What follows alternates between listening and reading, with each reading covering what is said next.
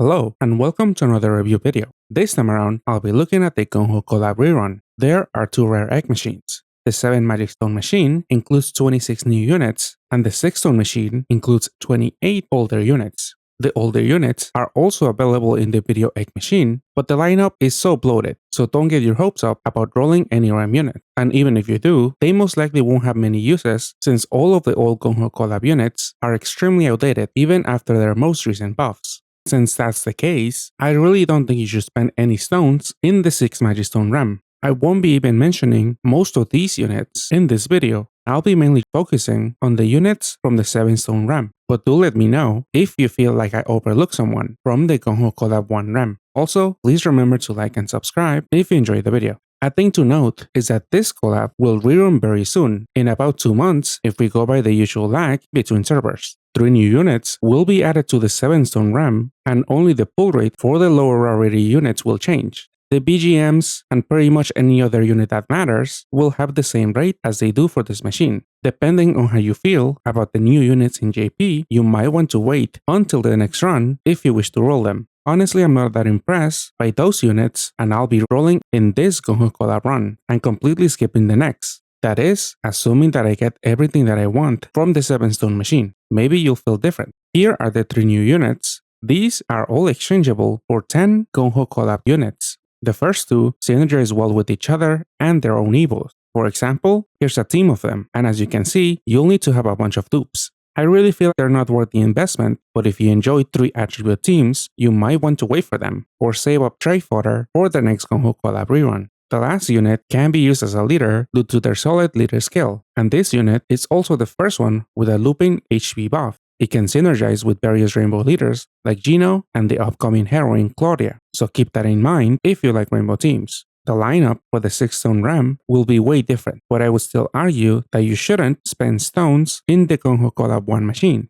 I have seen Eclair and Orange used here and there in a few teams, and these units are only obtainable in certain machines. Eclair is only available in this rerun and Orange on the next. So if you want them, keep mind of where to get them from, but please don't roll for them, save your stones. For the next rerun, some units got buffs, so I will mention them whenever I talk about a unit. But before that, I'll start off by talking about some of the non-REM units.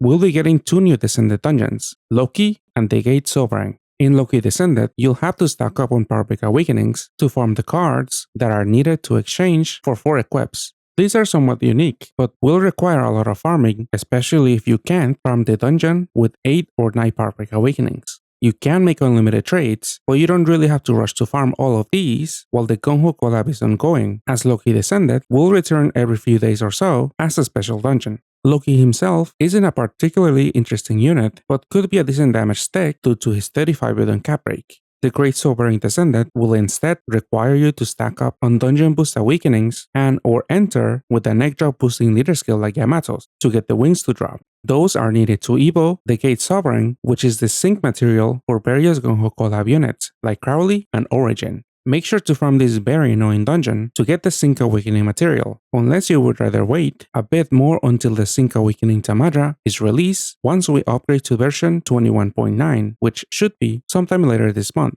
Kuroyuri is an MP shop unit, and she's a decent auto healer, but more importantly, she's the Sync Awakening material for other GungHo Collab units, so if you don't have her yet, I would recommend getting one even if you don't have any of the GungHo units that need her, as her active skill could be used in various farming teams. There are other farmables out there like Ranmaru, but these don't really matter nowadays. You might want to get a copy in case these are ever useful in some specific team, but I wouldn't really stress about that. At the very least, you should clear the dungeons once, since there are quests out there that will give you a free roll and monster point rewards. Now onto the RAM units. 6 of the new low rarities have no leader skill, and also not a lot of use.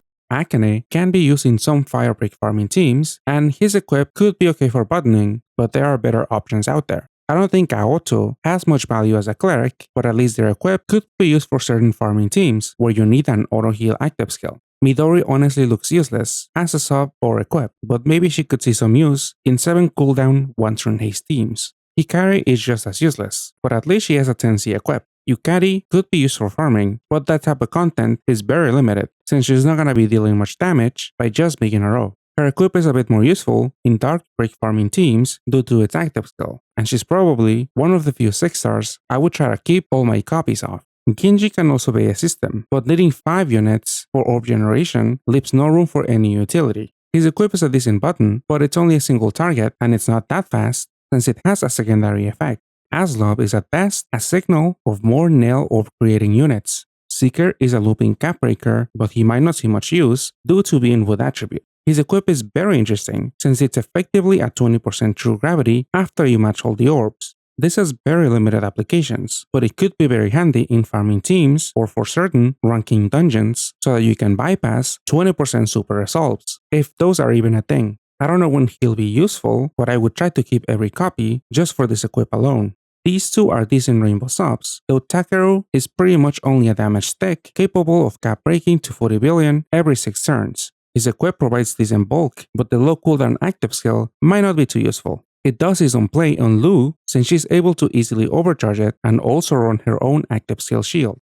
Hisui opens some doors to REM the trio teams, as this GFE was in desperate need of a cap breaker unit. Hisui's cooldown is also perfect as you can run him with 2 REM the trio units in a team, and that way you'll be looping the cap break and have an activatable ward every turn. Hisui's equip is not too bad as it adds some damage and OE awakenings, though only 1 OE of each might not be too significant, and you still might want to stack up more OEs with some other equips.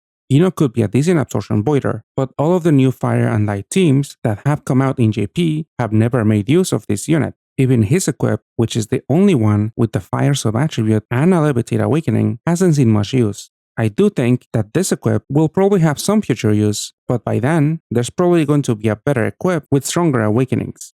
Uranus is a cleric, but his active skill cooldown is way too long to be reliable. His equip can give a great damage boost against God types in super gravity dungeons. This equip alone gives you a 100x multiplier, and so far, this is the only levitate equip with a killer awakening. So when it comes to these 2 units, I would try to keep at least 1 of each.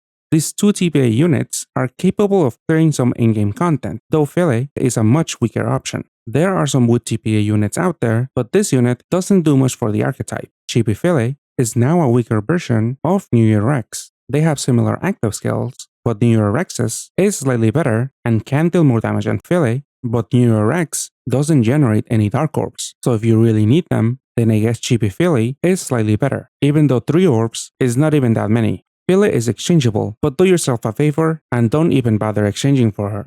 Yuzuriha is stronger than Fele, but she cannot be exchanged for. If you want to pursue her teams, you will need at least 2 copies of this fire TPA unit so that you can system her active skill, which unfortunately is an unreliable way of generating orbs. She definitely has potential as a leader or as a sub. You will just have to find a way of healing since she doesn't generate any heal orb. Since she's on a 2-turn cooldown, she could also close the orb generation loop in Taichi teams, but again, healing is probably gonna be an issue there. The Chibi Evo could be a decent sub for herself to pierce void shields, but you could use a better unit like Omnimon or Sora. And speaking of Sora, this unit could be a decent asymmetrical pairing to base Yuzuriha, in case you do want to try out her teams, and are fine losing the egg drop boosting leader skill from running 2 Yuzurihas as leaders.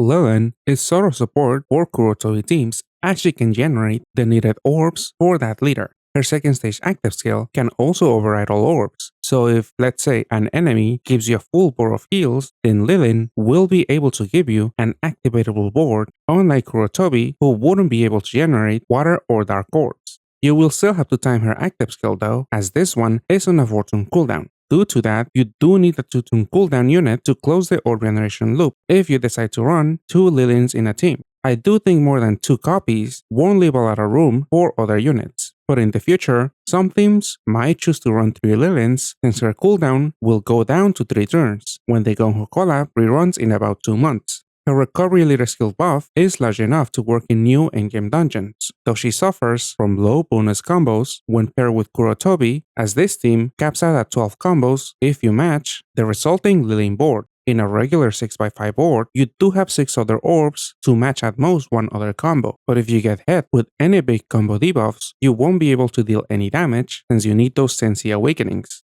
In the case of Lilin, you won't be getting her full damage multiplier since you won't be reliably hitting 14C. Her equip adds a good amount of utility in new dungeons where team RCBs sometimes do matter. The active skill and the Tensi Awakening are also great in general, though this equip is overshadowed by Circlias. But if you're missing that GFE, this is not the worst alternative if you value the team RCBs and can fit more skill boosts elsewhere in your team. I would look into exchanging Lilin, but she's not a high priority, especially if you have multiple copies of Circlia or if you don't care about Kuro teams. Princess Punt and Aviator is the best unit of the collab, so you can exchange for this with 14 GungHo Collab units. Unfortunately, pretty much all of the fodder has to come from the GungHo 2 machine. Princess Punt's Evo active skill swaps leaders with its first stage and then becomes a looping cap break and roulette active skill. She is useful if you want to swap into a 7x6 board, but after that, I don't think she has that much use. For rainbow teams, I would rather use a looping roulette that also gives you a time buff, and even if you're fine without the time buff, her cap break effect is a bit on the low side.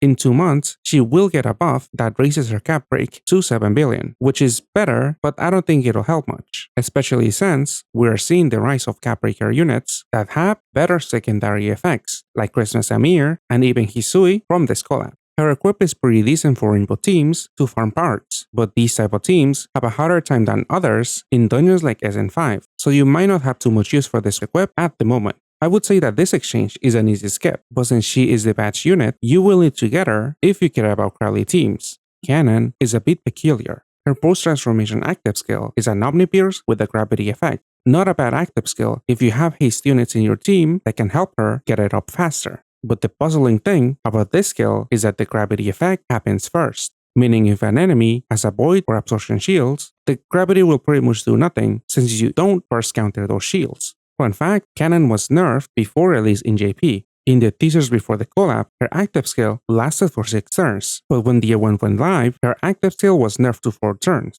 Kanan is exchangeable for some GungHo Collab units and 7-star GFEs, but I'm not sure if I would go for that trade. As a unit, she sees very little use, mainly alongside Evil Author, who unfortunately also has issues of his own, though I can definitely see Kanan being used in certain farming teams, so if you find yourself often making those type of teams, maybe grab one copy at most, in case she's ever useful. Evil Author is the Orbskin unit of the GungHo 2 REM. On paper, he's an okay dark combo leader, but he hasn't seen that much popularity in JP. His active skill can be looped with other 7 cooldown 1-turn haste units, so for Orb-Gen, you could include 4 total authors to be able to use his active skill every turn. Obviously for units, for Orb Generation does not leave a lot of space for other stuff, so Arthur teams in in-game content might not be able to deal with a lot of game mechanics, unless your other team members are able to deal with a lot of those by themselves. That's why he's usually paired with Kanan, since her active skill isn't too bad, especially since her cooldown won't be too much of an issue with multiple skill charged active skills. Arthur won't be doing too much damage if you can reliably hit 14C, so these teams are only somewhat decent, but only if you put a lot of effort.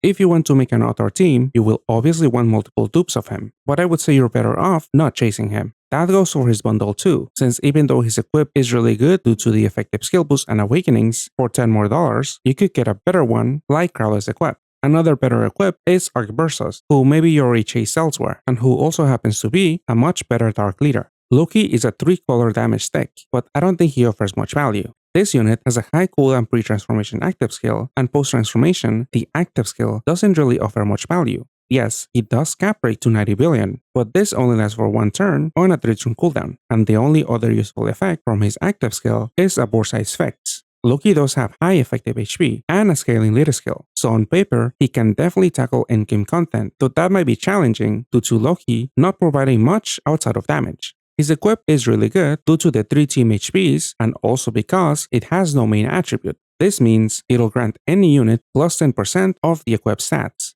The combination of Guard Break and BDP Awakenings is not practical since you won't be able to get its full damage potential on pretty much any team. But based alone on both Awakenings and active skill, this equip is kinda decent. The 40 billion cap break probably won't be useful in endgame content since you'll most likely use this equip early on for the haste, but in a farming team or in shorter dungeons, that 40 billion cap break might be very useful. Viviane is a pretty good cleric, though she is only water attribute, so she won't be able to go in many teams. To recover assist and to deal with sticky blinds, you'll have to have a reliable way of generating water orb. If you can fit her on a team, then she can bring a lot of utility. Maybe only 2 Ls is not that many for a lot of people's preferences, me included, but at least she also brings a hard L to help reduce damage and a Power Break Awakening for the newer dungeons. Apart from her cleric effects, the combination of an HP buff and a shield give you an effective 1.85 HP boost. The downside of this active skill is it might override any other looping shields if you're running these in a team, so popping her active skill might require some careful timing.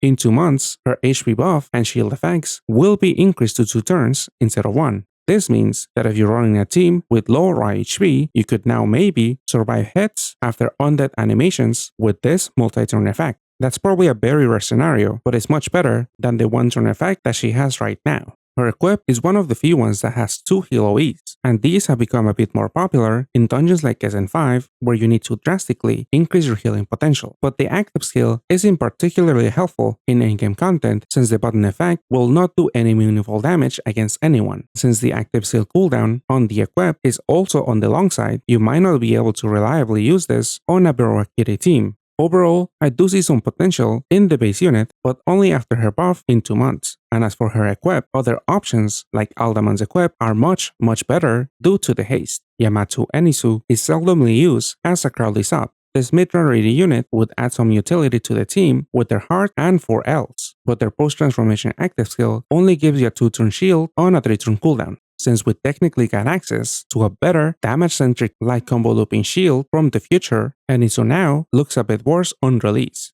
With Izanagi and Izanami, you will miss out on the Ls though, but you'll get a lot of mileage out of that Barrel Awakening and 100% uptime shield. You might prefer the 4 Ls on this unit though, and if that's the case, then maybe on the turns without a shield, Enisu's hard L might give you enough bulk to survive. Apart from that newer unit, Enisu often also sees competition from Stella, who's also from this collab. So depending on your team's needs, Enisu might not be the best shield option for your Crowley team. Their post-transformation cap rate will be increased to 10 billion on the next GungHo Collab run, but I don't think that buff was enough to compete with Izanagi and Izanami. Maybe on the next rerun, GungHo will make her active skill loop. The Chibi Evo is an auto healer, but those 7 Cs do not amount to that much damage, even when making 14 combos. You'll probably be better off running some other auto healer that brings more utility to the table, like Nonali, but at least for SN5, Chibi Enisu might give you some more flexibility since this unit is already a physical type and could also have a Power Break Awakening. Arthur is an exchangeable 9-star unit, so you can use 10 GungHo Collab units as straight fodder. You might want to pick up a copy if you want to assemble a Crowley team, as Arthur is a very common asymmetrical pairing. Crowley teams rely on light combos for damage, and those teams do not generate that many light orbs to guarantee BDPs every turn, so you will need a piercer unit like Arthur in the team. His shield break and large cap break effects are also very helpful for the team, particularly since shields are becoming more commonplace and the usual Crowley team doesn't have any other shield breaker. Arthur will get a buff in 2 months, but it's not all that significant since his cap break will go from 16 billion to 17 billion. This unit is paired with Crowley due to his leader skill providing an HP buff, but unfortunately, Arthur doesn't give any FUA. That fact does hurt Arthur Crowley teams since Crowley herself only provides 6 million, which isn't enough, especially for a dungeon like SN2. Arthur's equip is decent enough for the Awakenings, and if you don't have any mass attack buttons, this equip is a great one to farm dungeons like the GungHo Novice dungeon, which you can farm tickets to exchange for pie. I don't think 20 million damage opens that many new farming doors, since a lot of spans in non-novice dungeons have a lot more than 20 million HP, so if you already have a button team with Kamen Rare Tajadolls or Urudakis, I wouldn't go out of my way to get this unit just for the equip, but definitely get at least one if you manage to get Crowley. Lakshmi and Rudra is exchangeable for 10 GungHo Collab units. Their active skill is a bit weird since it provides a shield for 4 turns on essentially a 6-turn cooldown. Looking at this purely as a shield, this is a worse Izanami and Izanagi since that duo unit has a looping shield. You will have to find some other unit to cover 2 turns of shield if you want 100% uptime. That other unit could be another copy of this duo unit, but the way you loop them is not that intuitive. The second stage active skill has a 40 billion cap break that pierces and voids damage absorption shields, so they can be a decent damage take, but suffice to say that they are overshadowed by Omnimon. And if you're lucky enough to have that other unit, you probably won't be using Lakshmi and Rudra's base form. Their first equip is okay, but the main highlight and why you might want to get at least one copy of this unit is their second equip. This is basically Muichiro's equip. Same effective skill boost, a 10C, a team HP, and the same number of OE awakenings. There's differences like the cooldown and the secondary effects, but at the cost of 70 magic stones, I would definitely try to get this equip. So look into this unit after you've gotten all of your ferals and are completely done rolling. This unit did get a buff on the latest run, but I don't really think the buff did anything. In JP, they now deal with unmatchable orbs on the first stage active skill, so the main highlight post-buff is still their second equip. Origin is the best in slot attribute and damage absorption voider for Crowley teams. While Origin doesn't provide much utility, at least her pre-transformation active skill gives you a 5-turn haste. Her absorption voiding active skill lasts for 2 turns on a 5-turn cooldown, which is pretty decent coverage. This unit will get a buff in about 2 months with her post-transformation cooldown reduced to 4 turns, so this unit is only bound to get better. Her active skill also solves move time debuffs and helps override problematic roulettes. This roulette might also be crucial in some cases, since Crowley can get Orb Troll since her active skill cannot override orbs. Origin's equip can have uses in farming teams due to its gravity effect, but it can also be a great source of damage for light TPI units. Overall, Origin is extremely solid, both as a unit and equip. Too bad she's a mid-rarity unit, so it might get pretty pricey chasing after her. Crowley is a BGM unit and a great light combo leader.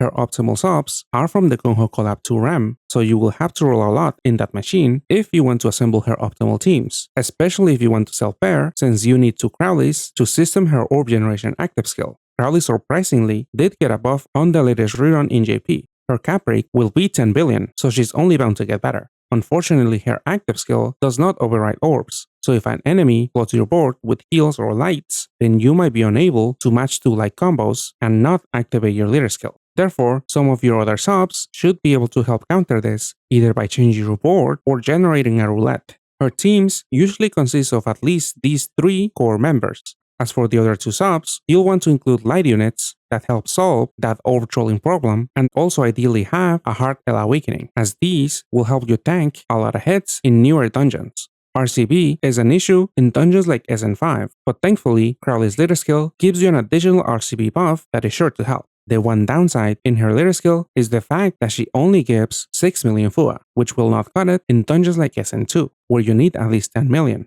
You could run 2 Crowleys as leaders to get 12 million, but that will leave you with low raw HP that probably won't allow you to live through hits after undead animations. If you have no interest in Crowley teams or are unable to make a strong team, you can still get a lot of mileage from her equip for parts farming teams, especially for Omnimon. This is the best leader that you can get from the GungHo Collab, so she might be worth the $30 to you. But before spending anything, first make sure that you at least get Origin from the REM. Stella is the other BGM unit. Her base form is a decent cleric and board expander, but her cooldown is a bit on the long side, since it gives 1 turn of haste. A 1-turn haste requires a minimum of a 7-turn cooldown, which is a bit long for a cleric active skill. But Stella can work with other haste units with similar cooldowns to make a system. Even if you're not running other haste units, it might be worth to include this unit in a team due to all her utility and healing potential. Her cooldown will just mean you'll probably have to stall a little bit here and there. The base form was used in the top 3 fastest SN5 teams in JP, as her 7x6 leader skill allows these usually inconsistent teams to have higher chances of having natural boards on their turns that you don't have any orb generators up.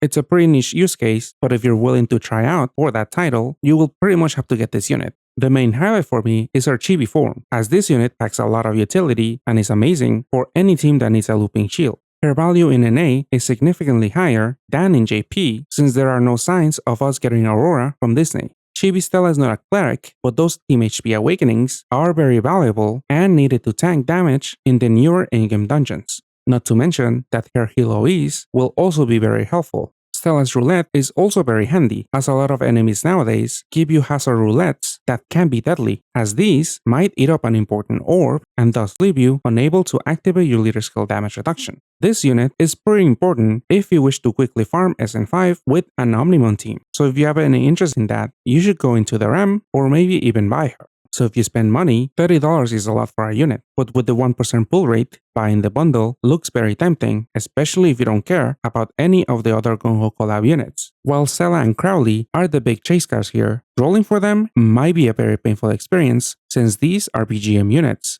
If you care about in-game content, I would venture into the 7 Magic Stone REM so that you can try to pick them up. As I mentioned, Stella is an amazing sub in both of her forms. For Crowley teams, apart from getting her, you'll want to get Origin and Author. The latter is thankfully exchangeable. The Batch unit and Lakshmi Rudra are also exchangeable units. You might also want to pick them up. Princess Punt solely for the Batch for Crowley teams, and Lakshmi Rudra mainly for the second equip. but I guess if you want to run this unit, you might want to get 2 of them so that you can loop their shield active skill. Everyone else in the machine is not as impressive, and maybe even Stella and Crowley do not motivate you enough to roll in this machine. If you're fine with waiting, you could wait 2 months and see how you feel then. That might be the best option if you're low on stones and are hoping that we'll get some of the collabs that have happened in JP so far. A collab that will require a lot of rolling is going to be GA Bunko, since the 2 good teams from this collab have units that are exchangeable. For example, take Bell. His teams usually consist of 3 copies of this batch unit. Thus, each copy will cost you 14 rolls or 98 stones, not to mention that you'll also want 2 of the BGM units.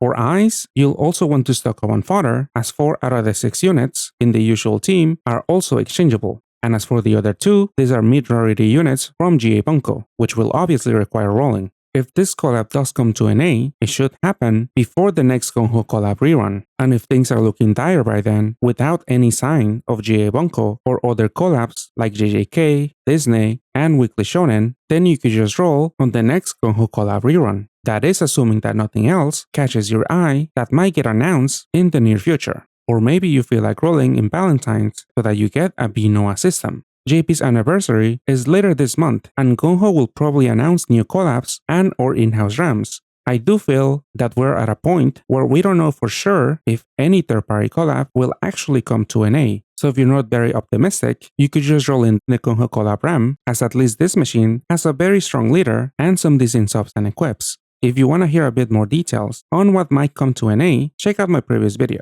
Thank you guys for watching, and a special thanks go out to Aegis Number 1, Breastfeeding Obama, Dark Silencers, and Hello Derpy for supporting the channel. I really appreciate it. I'll see you guys next time. Goodbye.